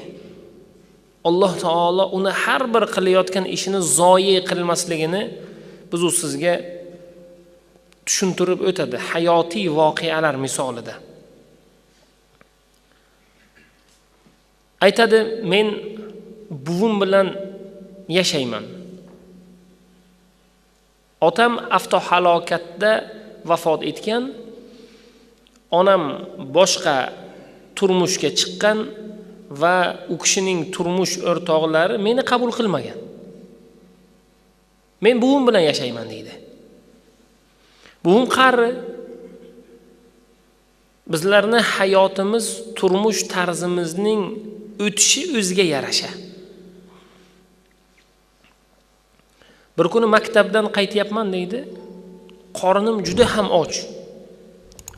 Pul ham yo'q. Buvim qayergadir ketganlar, bir kunlikmi, uzoqroq joyga ketganlar. Ahvol juda og'ir. Va men xohlagan bir darvozani taqillatib, undan bir odam, bir ayol chiqdi-da, yoshroq ayol. Men u kishiga aytdimki, "Opa, menga bir piyola suv bering" dedim. Opa ham meni ust boshimga, yuz ko'zimga bir qaradi-da, u ham o'zida borini, ozgina bir saryog'ga o'xshaydigan non ustiga ozgina saryog' surtilgan va bir finjon, bir bakal sut chiqarib berdi.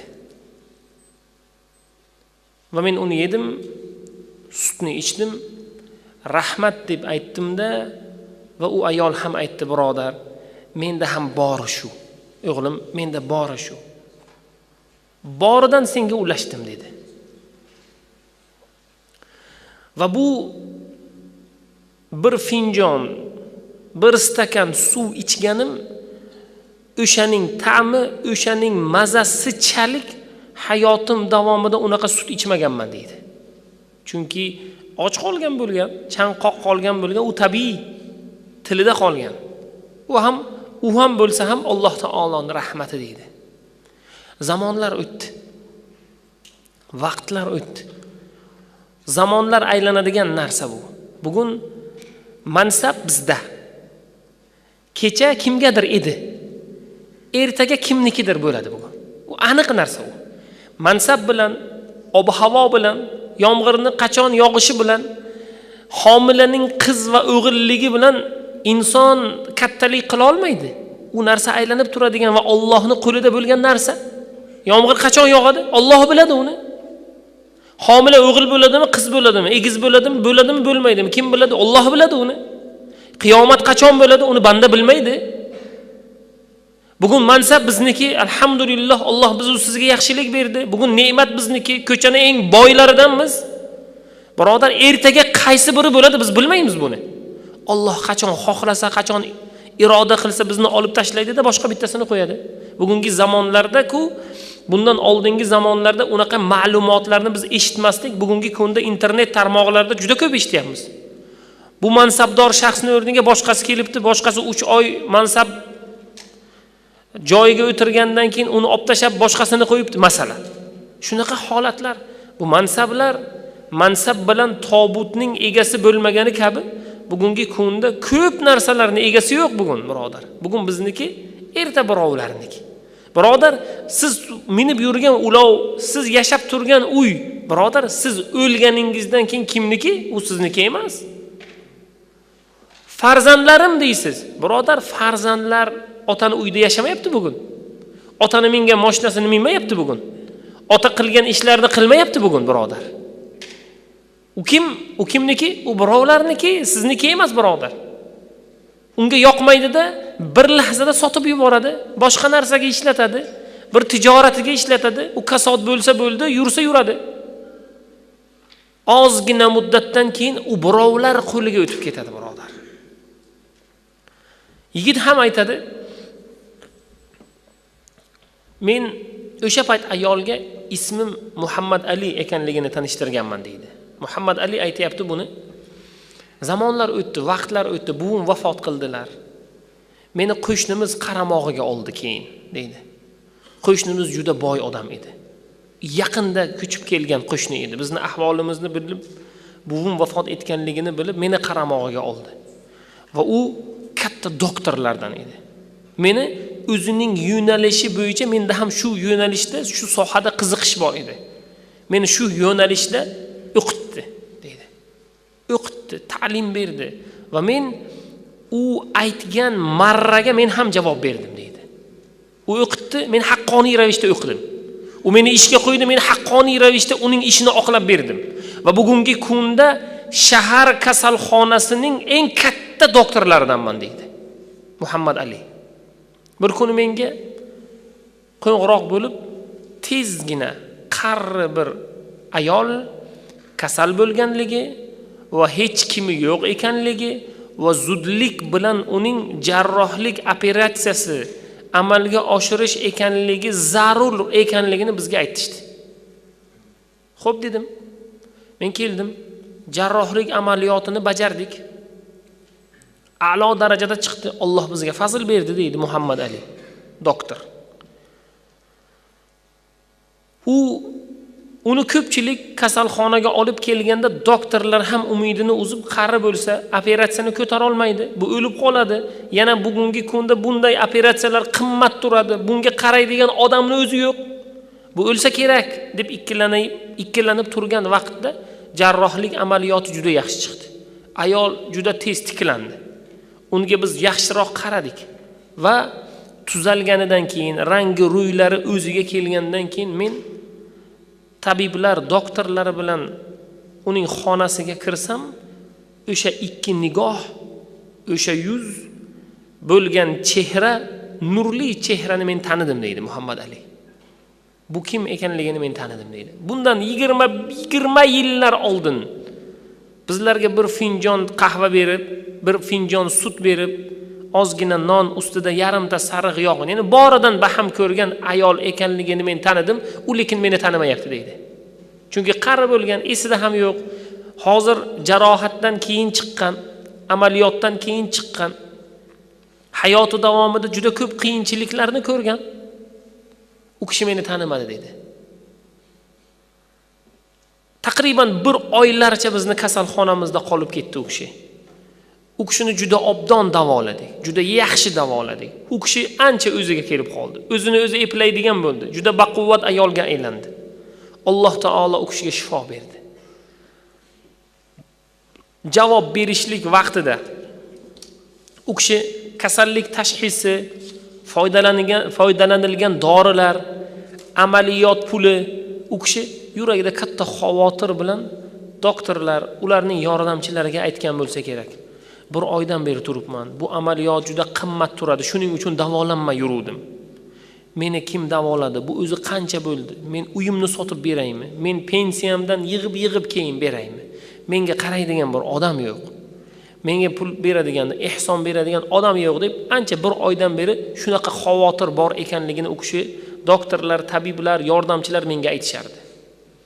Va men ularga aytdimki, onaxon chiqib ketishliklaridan oldin kasallik varaqalari va unda yozilgan chek, to'lov menga kelsinda, undan keyin onaxonga eltib berasizlar deb aytdim dedi. Ular onaxon javob bo'lishliklaridan 1 kun oldin kasallik tashxisi, kasalxona xarajatlari, dorilar xarajatlarini menga keltirishdi-da va men alhamdulillah bugungi kunda u ancha muncha odam uchun u katta pul bo'lishligi mumkin, lekin alhamdulillah men kasalxona boshlig'iman, ancha yillik tajribam bor, 2-3 kasalxonalarga borib jarrohlik amaliyoti qilamiz. Bugungi kunda dang'illama uylarim bor, mashinalarim bor, shogirdlarim bor deydi. U pul menga uncha katta pul emas. Men uni to'lab yubordim-da va pastiga yozdim. Bu xarajatlarning hammasi 20 yillar oldin 1 finjon sut evaziga to'langan deb yozdim. Onaxonga eltib berishdi. U kishi qancha bo'ldi ekan? Qancha ekan? Men buni bo'lib to'lashlikka imkoniyatim bormi deb so'rab turgan vaqtda shunday kasallik tashxisini, varaqasini olib, xarajatlarini bir boshdan ko'ryaptilar deydi. Yuzlarida g'amginlik paydo bo'lyapti. Juda chunki xarajatlar, kunlik to'lovlar juda katta. Va oxirini ko'rib va o'sha summa, o'sha pul to'langanligi va pastida bir narsalar yozganligini ko'rdilar. Va bu nima dedilar?